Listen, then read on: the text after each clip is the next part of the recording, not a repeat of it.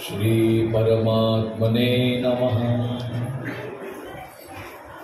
श्री गणेशाय नमः।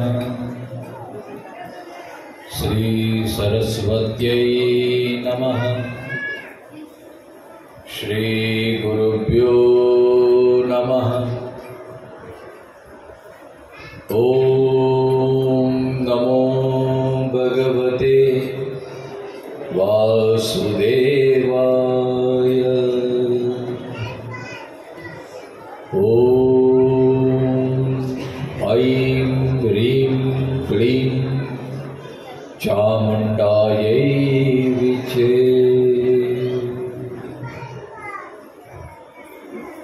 वक्रतुण्ड महाकाय सूर्यकोटि समप्रभ निर्विघ्नं कुरु मे देव सर्वकार्येषु सर्वदा। या कुन्देन्दु तुषारहारधवला या शुभ्रवस्त्रावृता या वीणावरदण्डमण्डितकरा या श्वेतपद्मासना या ब्रह्माच्युतशङ्करप्रभृतिभिः देवैः सदा वन्दिता। सा मां पातु सरस्वती भगवती निशेषजाड्यापहा।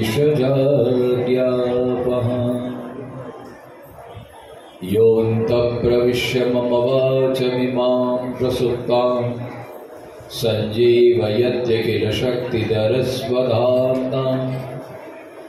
अन्यांशहस्तचरणश्रवणत्वगादीन् प्राणान्नमो भगवते पुरुषाय तुभ्यम्। वसुदेवसुतं देवं कंसचाणूरमर्दनं देवकी परमानन्दं कृष्णं वन्दे जगद्गुरुं। गुरुब्रह्मा गुरुविष्णु गुरुदेवो महेश्वर गुरुसाक्षात् परब्रह्म तस्मै श्री गुरवे नमः। ओम जय अम्बे मां जय अम्बे मां जय अम्बे मां जगदम्बे। जय अम्बे मां जय अम्बे मां जय अम्बे मां जगदम्बे। जय अम्बे मां जय अम्बे मां जय अम्बे मां जगदम्बे। जय अम्बे मां जय अम्बे मां जय अम्बे मां जगदम्बे। जय अम्बे मां जय अम्बे मां जय अम्बे मां जगदम्बे। जय दुर्गे मां जय दुर्गे मां जय दुर्गे मां जगदम्बे। जय दुर्गे मां जगदम्बे। सुरासुरा सेवित पाद पंकजा करे विराजत कमनीय पुस्तिका। विदेश पत्नी कमलासन प्रिया सरस्वती नृत्य वाचि मे सदा।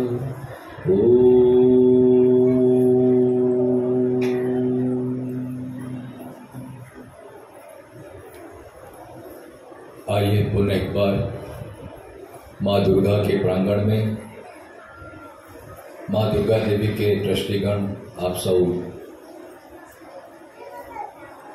देवी के भक्त आज हम पुनः एक बार चर्चा करें माताजी के प्रभाव की, माताजी के महिमा की। आप सब इतने श्रोतागण सुन के अभी बहुश्रुत हो गए, विद्वान हो गए हैं। यहाँ पे अच्छे अच्छे विद्वान आते रहते हैं, तो ज़्यादा उसमें प्रकाश पाड़ने की जरूरत नहीं कि नवरात्र के दिन चल रहे हैं और माता दुर्गा के 9 स्वरूप हैं। प्रथमम शैलपुत्री च, द्वितीयम ब्रह्मचारिणी, तृतीयम चंद्रघंटेति, कुष्मांडेति, चतुर्थकम पंचमम स्कंदमातेति, षष्ठम कात्यायनीति च, सप्तमम कालरात्रेति, महागौरी च, अष्टमम नवमम सिद्धिदात्री च, नवदुर्गा प्रकीर्तिता। ये माता जी के 9 स्वरूप हैं। तत्व तो एक ही हैं, लेकिन गुण और प्रभाव और लीला के कारण माता जी के ऐसे स्वरूप बदलते रहते हैं। आज नवरात्रि का तृतीय पर्व है, तृतीय रात्रि है। आज माता जी का स्वरूप है चंद्रघंटा। चंद्रघंटा का स्वरूप आप देखेंगे तो माता जी के मस्तक पे अर्धचंद्र विराजमान है और पास में घंटा है, इसलिए उसका नाम पड़ा चंद्रघंटा। चंद्रघंटा की बहुत बड़ी महिमा है, बहुत बड़ी कथा है, लेकिन मेरा उद्देश्य आपके प्रति ये उसका आध्यात्मिक जो रहस्य है वो हम समझने का प्रयत्न करेंगे। आप देवी भागवत का अभ्यास करेंगे तो उसमें बड़ी महिमा गाई गई है माता जी के। जैसे श्रीमद् भागवत में कृष्ण के अनेक लीलाओं का वर्णन आता है, ऐसे श्रीमद् देवी भागवत में माता जी के अलग अलग स्वरूपों की उन्होंने असुरों के साथ जिस तरह से संहार किया, असुरों का, देवताओं की रक्षा की, ये सब विस्तार रूप से देवी भागवत में सब वर्णन आता है। लेकिन ये नवरात्रि में ऐसा माना जाता है कि ये देवी भागवत का तो पारायण करें, साथ में हमारी साधना भी बढ़ती जाए। साधना तो रोज करनी चाहिए, लेकिन हमारे शास्त्रकारों ने, हमारे ऋषियों ने, हमारे ग्रंथों ने ऐसा आदेश किया है कि इस नवरात्रि के पर्व में, वैसे तो 4 नवरात्रि आती है, लेकिन ये शारदीय नवरात्रि और चैत्री नवरात्रि विशेष रूप से प्रभावित है। और 2 नवरात्रि हैं, गुप्त नवरात्रि जिसको मानी जाती है, एक जनवरी में आती है और एक आषाढ़ महीने में आती है। ये 2 गुप्त नवरात्रि हैं। लेकिन नवरात्रि के पर्व में अगर आप साधना करते हैं तो साधना का विशेष लाभ आपको होता है। कम तपस्या में, कम साधना में अधिक फल की प्राप्ति, ये नवरात्रि का पर्व है। और आज चंद्रघंटा की उपासना करनी चाहिए। चंद्रघंटा कौन है? चंद्रघंटा हमें क्या वरदान दे सकती है?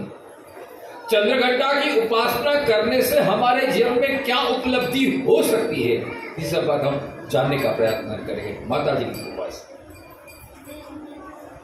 देखो इसमें 2 बातें हैं, चंद्र और घंटा। चंद्र को धारण करने वाली और घंटा को धारण करने वाली। चंद्र किसका प्रतीक है? वेदों का अगर हम अभ्यास करेंगे तो वेदों में आता है, चंद्रमा मनुषो जात चक्षो हो, सूर्यो अजायत, श्रोत्रात वायुष प्राण मुखात अग्नि अजायत। चंद्रमा है वो मन का प्रतीक है। चंद्र, जैसे चंद्र शीतल होता है, मां चंद्रघंटा की उपासना करने से हमारे जीवन में शीतलता आती है, शांति आती है। और घंटा का प्रतीक है, देखो मंदिर में भी हम घंटा रखते हैं। घंटा क्यों बजाते हैं? घंटी का तात्पर्य क्या है? इसमें भी कई प्रमाण हैं। उसमें एक श्लोक बहुत प्रचलित है, आगमार्थं तु देवानां गमनार्थं तु रक्षसां घंटानादं प्रकुर्वीतम पश्चात घंटाम प्रपूजे। घंटा का मुख्य उद्देश्य यह है कि आगमार्थं तु देवानां, देवताओं को वो आगमन करता है। अगर आप घंटारोप करते हैं, घंटानाद करते हैं, उससे तुरंत देवता जागृत हो जाते हैं, देवता प्रत्यक्ष हाजिर हो जाते हैं। और गमनार्थं तु रक्षसां, जो असत वृत्ति वाले हैं, जो तामस वृत्ति वाले हैं, जो आसुरी स्वभाव वाले हैं, जो राक्षस है, पिशाच है, भूत है, प्रेत है, वो सब घंटारों से दूर हो जाते हैं। तो चंद्रघंटा की पूजा में 2 भाव प्रचलित हैं। एक तो चंद्रघंटा की पूजा करने से अशुभत्व की दूरी हो जाती है, शुभत्व की प्राप्ति होती है और मन शांत होता है। अगर जीवन में शांति पाना है, अगर जीवन में शीतलता पाना है, और अगर हम सोचे कि हमारे आसपास बहुत नकारात्मक वृत्तियां बहुत बढ़ गई हैं, कई लोग प्रश्न करते हैं, शास्त्री जी ऐसा कुछ उपाय बताए, बहुत नेगेटिव हो रहा है, बहुत नेगेटिव हो रहा है, कुछ नहीं कर जाता, उसका उल्टा ही हो जाता है। तो शास्त्र के हिसाब से उसे चंद्रघंटा की पूजा करनी चाहिए। मां चंद्रघंटा की उपासना करने से अशुभ वृत्तियों का विनाश होता है, शुभ वृत्ति की प्राप्ति होती है, शुभत्व की प्राप्ति होती है और शीतलता प्रदान होती है, शांति हमें मिलती है। तो ये चंद्रघंटा की पूजा का ये प्रभाव है। अब ये प्रश्न होता है कि शांति क्यों नहीं होती? मन, आज देखो जैसे जैसे कलयुग बढ़ता है अशांति बहुत बढ़ जाता है। आज हर एक की जेब में सब कुछ साधना के उपासना से साधन बहुत सारे बढ़ गए हैं, इतने सारे साधन बढ़ गए हैं, लेकिन जो साधन से हमें सुख मिलना चाहिए, जो शांति मिलनी चाहिए, वो शांति नहीं है। उसका क्या कारण है? उसका एक ही कारण है कि हमने मन को सही तरह से समझा नहीं। चंद्रघंटा की उपासना से हमारे मन को स्वच्छ करना है, शांत करना है और दृढ़ करना है। यही चंद्रघंटा की उपासना की साधना का परिपाक है। हम साधना करते हैं उपलब्धियों, सिद्धियों की उपलब्धि के लिए। मुझे लक्ष्मी प्राप्त हो जाए, मुझे कीर्ति प्राप्त हो जाए, मुझे यश प्राप्त हो जाए, मुझे विद्या प्राप्त हो जाए, इसके कारण उपासना करते हैं। लेकिन सही दृष्टिकोण यह है कि ये तो मिलेगा कब? जब हमारे पात्रता निर्माण होगी, हम उसके लायक तो बने। पहले माता जी ऐसे ही सिद्धि नहीं देती है, अवश्य सिद्धि देती है, लेकिन उसके लिए पहले हमें पात्र बनना चाहिए, हमारे में योग्यता आनी चाहिए। जब हमारे में पात्रता निर्माण होगी तो देवी अपने आप हमारे मन को, हमारे हृदय को, हमारी आसपास की वृत्तियों को दूर करके शुभत्व की प्राप्ति कराएगी। लेकिन वो साधना किस प्रकार करनी चाहिए और साधना का मुख्य हेतु क्या होना चाहिए? नवरात्रि में लोग हम व्रत करते हैं, उपवास करते हैं अलग अलग भौतिक संपत्ति की प्राप्ति के लिए, लेकिन अध्यात्म का अभ्यास करेंगे। देवी भागवत में ये प्रमाण आता है कि हम साधन के पीछे तो बहुत दौड़ते हैं, लेकिन साधना कोई नहीं करता। और साधना का मुख्य उद्देश्य हमारे मन को हम कैसे शुद्ध बनाएं, मन को कैसे स्वच्छ बनाएं। जब तक मन में शुद्धता नहीं है, जब तक मन मलिन होगा, तब तक हमारी साधना फलीभूत नहीं हो सकती। इसलिए कोई भी हम साधना करें, सबसे पहले मन को शुद्ध करना बहुत आवश्यक है। जैसे एक कथा मैंने सुनी थी, ये दृष्टांत बहुत ही हमारे सबके लिए प्रेरणादायी है। एक महात्मा के पास एक आदमी आया, बोले कि मुझे कुछ उपदेश दीजिए, मुझे कुछ उपदेश दीजिए, मुझे कुछ ज्ञान दीजिए। महात्मा ने बोला ठीक है, आप कल आ जाना, मैं आपको उपदेश दूंगा। वो आदमी कल आया, बैठा, महात्मा ने कुछ सत्संग कराया, लेकिन उसके पल्ले कुछ पढ़ा नहीं। बोला स्वामी जी आपने सब कुछ बोला, मेरे सब ऊपर से गया, मेरे तो पल्ले नहीं पड़ रहा है। महात्मा जी समझे गए कि क्या विडंबना कहां पे है। 2-3 बार जब ऐसा हुआ, तब एक बार बोला महात्मा जी, बोले कि आज मैं तुम्हारे यहाँ भिक्षा लेने के लिए आऊंगा। बोले ठीक है, मेरा सद्भाग्य, आप जैसे महात्मा मेरे यहाँ भिक्षा लेने के लाएंगे, मैं अवश्य भिक्षा दूंगा। सुबह महात्मा जी चले गए उसके घर पर, और भगवती भिक्षान देही कैसे उसका जो पात्र था वो सामने रखा कि इसमें मुझे कुछ भिक्षा दीजिए। अब वो इतना उत्साहित हो गया कि भिक्षा देने के लिए तुरंत आया, लेकिन पात्र में जैसे रखने गए तो पात्र एकदम गंदा था, मैला था, इसमें धूल लगी हुई थी, कचरा था उसमें। आदमी ने बोला स्वामी जी आपका पात्र तो बहुत गंदा है, इसमें मैं कैसे डाल सकता हूं? उसने बोला क्या फर्क पड़ता है, तो पात्र है, पात्र में डाल दे, मैं भिक्षा ग्रहण कर लूंगा। अरे स्वामी जी ऐसा नहीं हो सकता है, ये दूध पाक बना है, बहुत अच्छा है, और ये कचरे में दूध पाक जाएगा तो बिगड़ जाएगा, आपको स्वाद भी नहीं आएगा, पहले आप पात्र साफ कर लो। तब महात्मा जी ने वो व्यंग किया कि अगर मेरा पात्र स्वच्छ न होते हुए तू दूध पाक डालने के लिए तैयार नहीं है, तू बोलता है मेरा दूध पाक बिगड़ जाएगा, इसलिए तू जो बोलता है ना कि मुझे कुछ पढ़ने नहीं पड़ता, कुछ पढ़ने नहीं पड़ता, पहले तेरे मन रूपी पात्र को शुद्ध करने की आवश्यकता। जब तक तेरा मन शुद्ध नहीं होगा, पवित्र नहीं होगा, निर्मल नहीं होगा, तब तक तुझे ये सत्संग का कुछ लाभ नहीं हो सकता। और आज हमारे साथ यही हो रहा है। हम इतनी सारी कथा सुनते, इतने सारे सत्संग सुनते हैं, लेकिन हमारे जीवन में कोई फर्क ही नहीं पड़ता, क्योंकि हमारा मन ही शुद्ध नहीं है। तो नवरात्र के पर्व में सबसे पहले मन को शुद्ध करना, और मन की शुद्धि के लिए क्या उपाय है?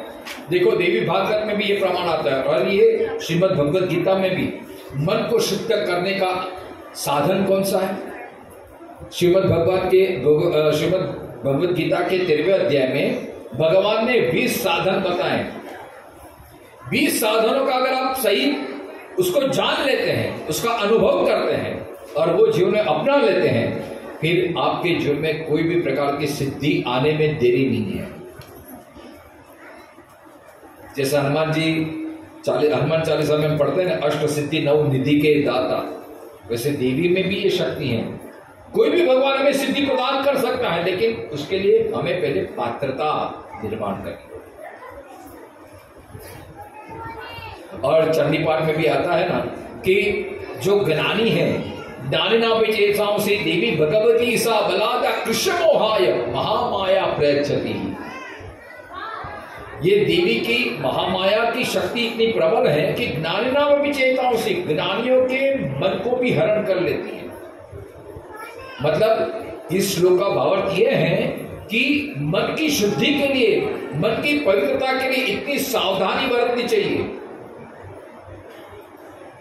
एक बार हमें कुछ उपासना के परिणाम, कुछ फल मिल गया, फिर इसमें अहंकार आ जाता है, फिर हमें अपने आप को बहुत बड़े समझने लगते हैं, तत्क्षण हमारी सिद्धि वहां खत्म हो जाती है। इसलिए चंडी पाठ में आता है, देवी भागवत में आता है, ज्ञानी ना अपी, मतलब ज्ञान दशा में भी अगर हम सावधानी नहीं बरते तो ये हमारा मन इतना चंचल है, इतना कपटी है, मरकट है, कभी हमें नीचे गिरा देगा पता भी नहीं चलेगा। साधना में ये बात ध्यान रखना है।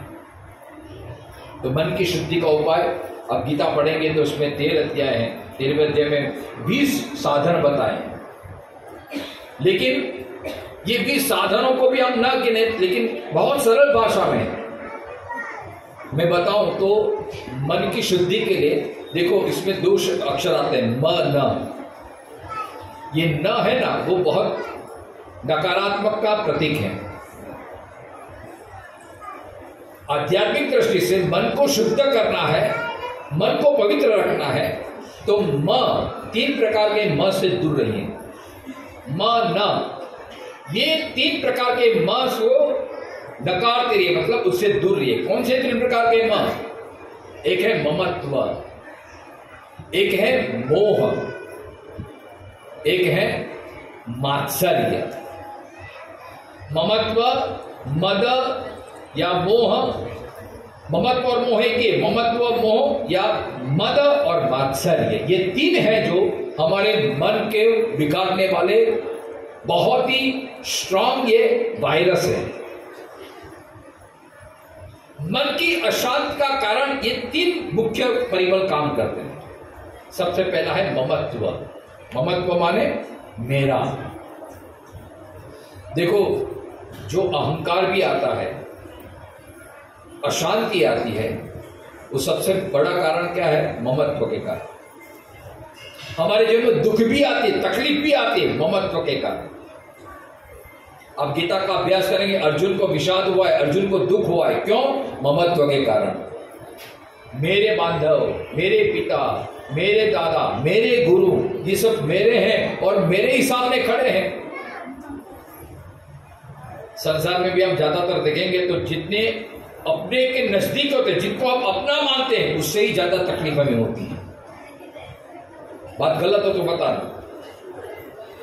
पराये आदमी की इतनी ताकत ने हमें विचलित करे, हमें अशांत कर सके, लेकिन जो या तो पति पत्नी के बीच में मनमुटाव होगा या मां बेटे के बीच में, जितना अपनापन आएगा उतना ही दुख की मात्रा बढ़ेगा। इसलिए मन को अगर शांत करना है, शुद्ध करना है, तो ममत्व पे थोड़ा विचार करना। ममत्व, मेरा मेरा मेरा, ये मेरा, ये मेरा। हमारा अध्यात्म ये बताता है कि कुछ भी नहीं तेरा। हम आरती में गाते हैं ना, जय जगदीश हरे, तन मन धन सब है तेरा, क्या लागे मेरा। हम आरती में बोलते हैं, लेकिन ऐसी अनुभूति में होती नहीं है। हमें तो लगता है ये घर मेरा है, परिवार मेरा है, ये बच्चे मेरे हैं, ये मेरे हैं, और जितना मेरा मेरा बढ़ेगा वही हमारे दुख का कारण भी बढ़ता है। इसलिए ममत्व पे हमेशा ध्यान रखना चाहिए। वास्तव में देखा जाए तो क्या मेरा है? मेरा किसको बोलते हैं? जिसमें अपना पूरा अधिकार होता है उसको मेरा बोलते हैं। समझे कि नहीं? जैसे ये पुस्तक मेरी है क्योंकि ये मैं साथ में लाया हूं, तो ये मेरी पुस्तक हुई, क्योंकि मैं साथ में लाया और मैं साथ में ले जाऊंगा, इसलिए मेरी पुस्तक है। ये माइक मेरा नहीं है क्योंकि ये यहाँ मैं लेके नहीं आया था। अगर प्रवचन पुराने के बाद मैं ये लेने जा लूंगा तो यहाँ ट्रस्टीगण बोलेंगे शास्त्री ये तो हमारे मंदिर का है, रख दीजिए यहाँ पे। इसका मतलब ये मेरा नहीं है। बस यही दृष्टिकोण से आप विचार करिए, मेरा क्या है? हम बोलेंगे घर मेरा है, घर हम साथ में लाए थे क्या? वो तो हमने बनाया है, हमारे पुरुषार्थ में, हमारे भाग्य के फल में हमें घर मिला है।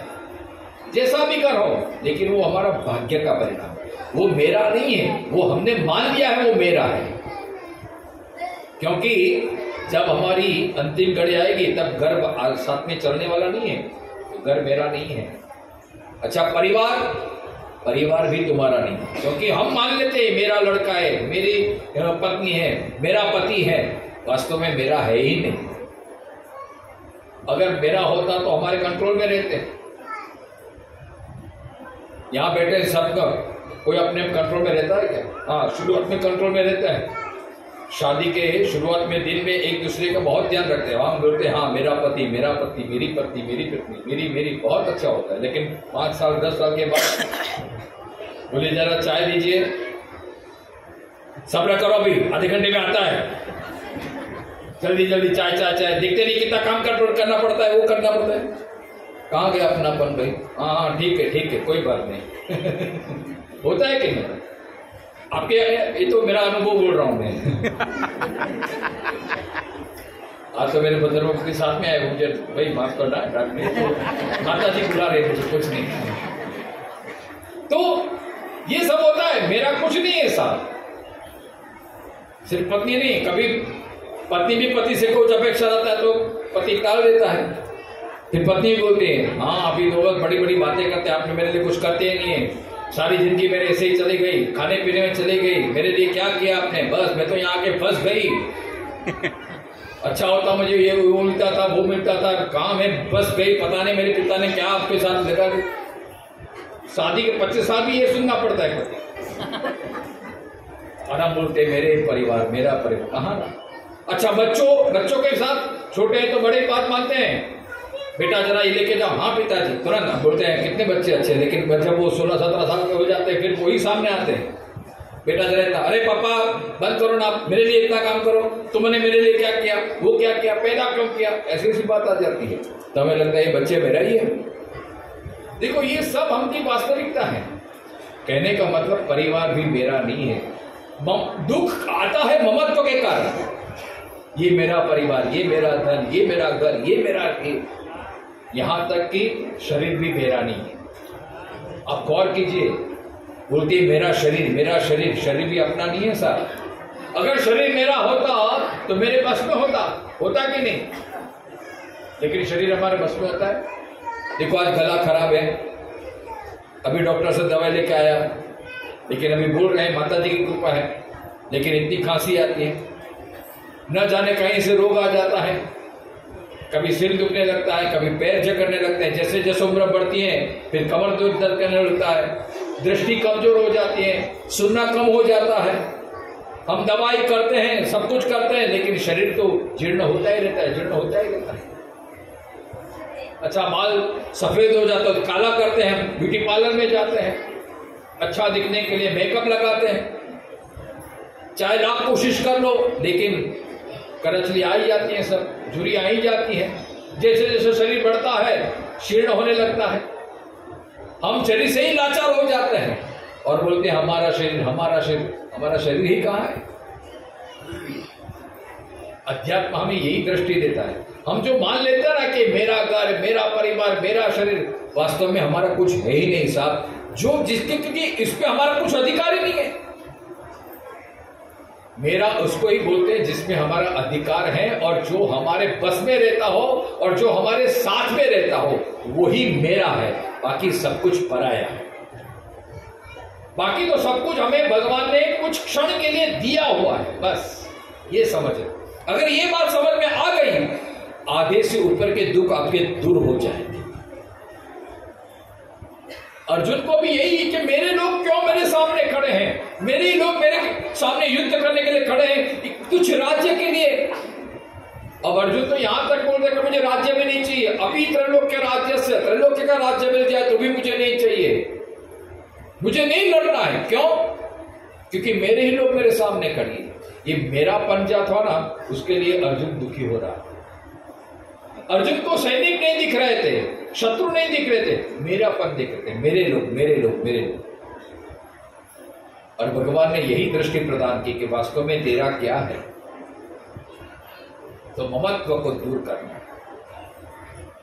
अपना क्या है? जो आप सत्संग करते हैं ना, जो आप भजन करते हैं, जो आप भगवान का नाम लेते हैं, जो आप माता जी की उपासना करते हैं, वो ही आपका खुद की प्रॉपर्टी है, वही आपकी संपत्ति है। क्यों? क्योंकि वो ही जन्म जन्मांतर आपके साथ आए। आपने की हुई उपासना, आपने लिया हुआ भगवान का नाम, देवी का नाम, कोई भी अनुष्ठान, वो हमेशा आपके साथ रहेगा, क्योंकि वो उसमें आपका पूर्ण अधिकार रहता है। वो अनुष्ठान, वो पुण्य आपने जो कमाया है, वो आपने जो सत्कर्म किए हैं, उसमें कोई भागीदार नहीं मिल सकता, उसको कोई छीन नहीं सकता, और वो मृत्यु के बाद आपके साथ ही रहेगा। उसमें कोई सच्ची संपत्ति मानी जाती है। तो चंद्रघंटा जी को उपासना, चंद्रमा ने मन की, ये प्रतीक है, मन का प्रतीक। मन को शुद्ध करने के लिए, मन की अशांति को दूर करने के लिए पहले तो ममत्व को दूर कीजिए। हमारा कोई है तो मां दुर्गा है, हमारा कोई है तो भगवान है, हमारा कोई है तो सत्संग हमारा है। संकीर्तन जो हम करते हैं, भजन करते हैं, साधना करते हैं, अनुष्ठान करते हैं, वही हमारी पूंजी है साहब। वो पैसा भी हमारा नहीं है, पैसे भी आज है कल नहीं है, वो चला जाएगा। और ये सब घर, परिवार, संपत्ति, ये सब भाग्य के हिसाब से मिलेगा आपको। आपके पुरुषार्थ और भाग्य का दोनों का संयोग हो गया, आपको ये सब मिल सकता है। लेकिन ये जो संपत्ति है, आपका सत्कर्म, आपका अनुष्ठान, आप जो भगवान का नाम लेते हैं, मां दुर्गा का नाम लेते हैं, वो संपत्ति वो भाग्य के हिसाब से नहीं मिलता है, वो तो माता जी की कृपा से आपको प्राप्त होती है। और वो संपत्ति जन्म जन्मांतर आपके साथ रहती है। तो ममत्व इसमें लगाना है। अपने मन को परिवार से हटा के, उसका मतलब ये नहीं कि परिवार को छोड़ देना है, परिवार का ध्यान रखना है, लेकिन हमेशा ये बात मन में ध्यान रखना है कि ये सब मेरा नहीं है, मैं सिर्फ भगवान ने मुझे नियुक्त करना है उसका पालन पोषण करने के, बाकी ये सब भी छूटने वाला ही है। क्योंकि जहां संयोग है वहां वियोग है ही, तो ये निश्चित बात है। तो ममत्व को जितना आप दूर कर सकते हैं, उतनी आपके जीवन में शांति बढ़ेगी। ममत्व को दूर करना है। फिर मद को दूर करना है। मद माने अहंकार। आदमी के जीवन में कुछ उपलब्धि आ जाती है ना, फिर अहंकार आ जाती है। अब मैं जो है ना, जैसे बकरी भी मैं करती तो फिर उसको सिर कट जाता है। ऐसे हमारे मनुष्य के जीवन में भी देखो, मैं इतना बढ़ जाता, थोड़ा पैसा आ गया अहंकार बढ़ गया, थोड़ी कीर्ति बढ़ गई अहंकार बढ़ गया, थोड़ा ज्ञान आ गया अहंकार बढ़ गया। तो मद को दूर करना है। साधना की उपलब्धि यही है कि हम हमारे अहंकार को कितना कम कर पा रहे हैं। साधना के कारण में कुछ मिल गया, कुछ प्रतिष्ठा मिल गई, कुछ पद मिल गया, तो उसका अहंकार नहीं करना चाहिए, मद से दूर रहना। अहंकार की निवृत्ति के लिए 3 उपाय बताए। वैराग्य मतलब हमेशा ध्यान रखना है कि ये क्षणिक है, ये दिन भी बीत जाएंगे, क्योंकि सुख के दिन भी ज्यादातर नहीं टिकते और दुख के दिन भी ज्यादातर। इसलिए गीता में कहा अर्जुन को उपदेश देते हुए भगवान ने कि मात्रा स्पर्शास्तु कौन्तेय शीतोष्ण सुख दुख, आगमः पायनो नित्यम ताम तितिक्षस्व भारत। देखो, इंद्रिय और विषयों का संयोग होते हुए या प्रारब्ध और पुरुषार्थ से हमें जो कुछ मिलता है, संयोगवशात, प्रारब्धवशात, भाग्यवशात, तो उसका मद अहंकार नहीं करना चाहिए। जैसे दुर्योधन का अहंकार आ गया था, सत्ता का अहंकार था। दुर्योधन अहंकार का ही प्रतीक है। उसकी बातों से हमें पता चलता है, मदर्थे त्यक्त जीविता, ये सब सारे सैनिक मेरे लिए प्राण त्यागने के लिए छोड़े। देखिए कितना अहंकार है। अहंकार नहीं रखना, मद को त्याग करना चाहिए, क्योंकि अहंकार ही, जितना अहंकार होता है ना, उसकी देखो उसकी अशांति भी इतनी रहती है, और उसको छोटी छोटी बातों में गुस्सा आ जाता है। अरे आप आए नहीं, अरे हमको फोन भी नहीं किया, सबको न्योता दिया, हमको न्योता भी नहीं दिया, हमको पूछा भी नहीं। ये अहंकार का प्रतीक। देखो छोटी छोटी बातों में अहंकार हमें कितनी अशांति प्रदान कर देता है। क्योंकि अहंकार को हो सके उतना दूर रखना प्रयत्न कीजिए। मद और मात्सर्य, मात्सर्य माने ईर्ष्या। हमारा क्या होता है कि हमारे घर कुछ नहीं हो तो कोई बात नहीं, लेकिन पड़ोसी के घर कुछ नया आ जाता है तो तुरंत हमें ईर्ष्या हो जाती है, हम दुखी हो जाते हैं। हमारी सुख की व्याख्या है कि दूसरों के अलावा दूसरे के लिए हम कितने सुखी हैं। हमारे पास में मारुति की गाड़ी है और पड़ोसी के घर में कुछ ऑडी आ गई, मर्सिडीज आ गई, तो हमारी मारुति की जो सुख है, मारुति गाड़ी का सुख, वो बाष्पीभवन हो जाता है उसका। क्यों? अरे उसके घर तो ऑडी आ गई, अभी हमारे सुख की क्या वैल्यू। ये मात्सर्य है। मतलब दूसरों का सुख देख के, दूसरे की प्रगति देख के अगर हमारे जीवन में कुछ तकलीफ आती है तो ये मात्सर्य का प्रतीक है। पड़ोस में मात्सर्य, मित्र के बीच मात्सर्य, ईर्ष्या, जलसी, ये नहीं होना चाहिए। अब माता जी का अनुष्ठान करो, भजन करो, सत्संग करो, लेकिन ये बात आ गई तो भजन का कोई मतलब नहीं रहेगा। तो मात्सर्य नहीं होना चाहिए, ईर्ष्या नहीं होनी चाहिए। उल्टा ये भाव होना चाहिए कि प्रभु मेरे पड़ोसी की, मेरे मित्र का और प्रगति हो, और प्रगति हो, और उन्नति के मार्ग पे चले। ऐसी जब और उनके सुख में अगर हम वाकई में सुखी होते हैं तो फिर हम सच्चे सत्संगी हैं, हम सच्चे साधक हैं। अगर दूसरों के सुख के प्रगति में हमारे हृदय में जलन होने लगती है, चिंता होने लगती है, द्वेष होने लगता है, तो कुछ ना कुछ हमारे में कमी है, उसको सुधारना है। तो ये तीन म से दूर रहेंगे, ममत्व से, मद से और मात्सर्य से, तो फिर कभी जीवन में अशांति नहीं है। और ये अशांति को दूर करने के लिए, ये ममत्व को दूर करने के लिए, मात्सर्य को दूर करने के लिए, मद को दूर करने के लिए चंद्रघंटा की उपासना करनी चाहिए। माता जी से यही प्रार्थना करिए, हे माँ मेरे मन को इतनी शुद्ध कर कि मेरे मन में कभी दूसरों के प्रति बुरे विचार ना आए, मेरे मन में कभी अहंकार ना आए, मेरे विचार हमेशा शुद्ध रहे, और अगर कोई दूसरा विकास करता है तो मेरे मन में उसके प्रति ग्लानि ना आए। ऐसी जब बात आ जाती है तो हमारा मन शुद्ध हो जाता है, और फिर हम इसी शुद्ध मन से जब हम कोई प्रार्थना करते हैं, पूजा करते हैं, तब माता जी की कृपा अवश्य हमारे जीवन में बरसती ही है। और मैं पुनः एक बार उच्चारण करूं, ये नवरात्रि के पर्व में यही साधना है। देखो आप गीता का भी अभ्यास करेंगे ना, तो भगवान कृष्ण ने अर्जुन को यही उपदेश दिया है। ज्ञान क्या है? ज्ञान यही है कि अमानित्वम, अदम्भित्वम, अद्वेष्टा सर्वभूतानां, मैत्रः करुण एव च, ये सब ज्ञानी के लक्षण हैं, ये सब भक्त के लक्षण हैं। यही लक्षणों को हमारे जीवन में आत्मसात करना है। हम भगवान की पूजा, माता जी की पूजा करते हैं, क्यों? भगवान मुझे इतना धंधा अच्छा दिला दे, भगवान मेरी बेटी को पास कर दे, माता जी मेरी ये मनोकामना पूर्ण कर दे। अवश्य पूर्ण करेगी ही माता जी, लेकिन हमारे जीवन में साधना यही उद्देश्य से होनी चाहिए कि मेरा द्वेष कितना दूर हुआ, मेरा अहंकार कितना दूर हुआ, मेरा ममत्व कितनी दूर हुई, मेरी आसक्ति कितनी दूर हुई। ममत्व का दूसरा ही शब्द है आसक्ति, अटैचमेंट। इतने हम जुड़ जाते हैं व्यक्ति, वस्तु पदार्थ से हम इतने जुड़ जाते हैं, फिर उसके बिना चलता नहीं है। ये सब साधना में बाधक है। साधना का फल यही है कि ये ममत्व से हम दूर रहे, आसक्ति से दूर रहे। हमारे गिरिराज जी ने हरिभाई कोठारी को याद किया। हरिभाई कोठारी हमेशा अपने प्रवचन में कहते हैं, आसक्ति किसको कहते हैं?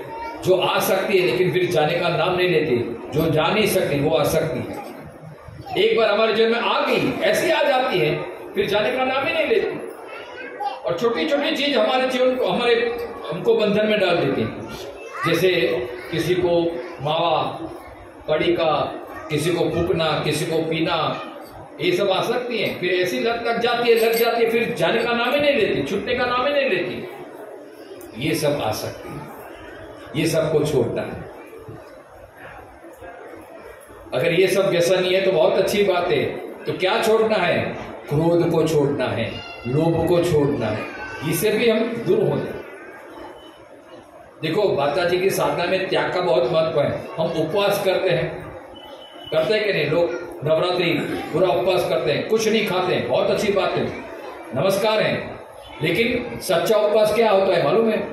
हमने सिर्फ अन्न के साथ ही उपवास को जोड़ दिया। खाना नहीं खाते, फलियार खाते, बोलते बड़े उपवास है, बड़े व्रती हैं। उपवास करना ही चाहिए, लेकिन सबसे अच्छा उपवास तो ये है कि आपने लोभ कितना छोड़ा, अपने क्रोध कितना छोड़ा, अपने ममत्व कितना छोड़ा, अपने ईर्ष्या कितनी छोड़ी। हम नवरात्रि में एक एक व्रत लेते हैं, लेकिन कभी ये व्रत भी लीजिए कि 9 दिन में किसी भी, चाहे कैसी भी परिस्थिति आ जाए, मैं क्रोध नहीं करूंगी, तो माता जी बड़ी प्रसन्न हो जाएगी। ये सबसे बड़ी साधना हो जाएगी। ये 9 दिन में एक बार तो ये व्रत लीजिए कि मैं 9 दिन में कभी लोभ नहीं करूंगा, किसी के प्रति ईर्ष्या नहीं करूंगा, या असत्य भाषण नहीं करूंगा, तो मुझे लगता है माता जी बड़ी प्रसन्न हो जाएगी और ये सबसे बड़ी हमारी नवरात्रि की उपलब्धि हो जाएगी। तो ये सब हमें करने की आवश्यकता है। माँ चंद्रघंटा से हम प्रार्थना करें कि हे माँ, हमें ऐसी शक्ति प्रदान करे, क्योंकि या देवी सर्वभूतेषु शक्ति रूपेण संस्थिता, नमस्तस्यै नमस्तस्यै नमस्तस्यै नमो नमः। ये शक्ति कौन सी मांगनी है? किस प्रकार की शक्ति मांगनी है? कि हमारे मन को शांत कर सके, हमारे मन की मलिनता को दूर कर सके। यही सबसे बड़ी शक्ति है। हम दूसरों को दिखाने के लिए, दूसरों को नीचा गिराने के लिए हम हमारी शक्ति का प्रयोग करते हैं, लेकिन हमने अपने आप को सुधारने के लिए कितनी शक्ति का प्रयोग किया? ये शक्ति पर्व है, शक्ति की आराधना। हमारे भीतर के जो शत्रु हैं उसके सामने लड़ने की शक्ति हमें प्रदान करें माता जी, ऐसी हम माँ चंद्रघंटा से प्रार्थना करें। आइए पुनः एक बार माँ चंद्रघंटा के चरणों में, माँ दुर्गा के चरणों में प्रार्थना करते हुए यही प्रार्थना करें कि हे माँ, हमें भी ऐसी शक्ति प्रदान करें कि हमारी मन की मलिनता दूर हो। और ये माँ दुर्गा के प्रांगण में आते हैं, नित्य नवरात्रि में हम उत्सव मनाते हैं, भजन के द्वारा, कीर्तन के द्वारा, सत्संग के द्वारा हमारी मन की शुद्धि बढ़ती जाए। असत की यात्रा से सत की और हमारी यात्रा बढ़े। असतो मां असद्गमय तमसो मां ज्योतिर्गमय। ये तमस से हम ज्योतिर की तरफ हमारी यात्रा बढ़े और हमारी मन की शुद्धि होती रहे। और जैसे मन निर्मल भया तो फिर माता जी का अनुभव, माता जी की कृपा और माता जी के प्रसाद स्वरूप अष्टसिद्धि, नवनिधि, ये सब उपलब्धियां हमसे दूर रह ही नहीं सकती। लेकिन उसके लिए हमारे मन को पहले शुद्ध करना है। माता जी से यही प्रार्थना करते हुए सर्वे त्रसिकिनः सन्तु सर्वे सन्तु निरामया सर्वे भद्राणि पश्यन्तु मां कश्चित् दुःखमाप्नुयात्। बोलो अम्बे मात की जय, सिद्धि मात की। आदरणीय उपस्थित प्रभु प्रेमियों, सागर में सागर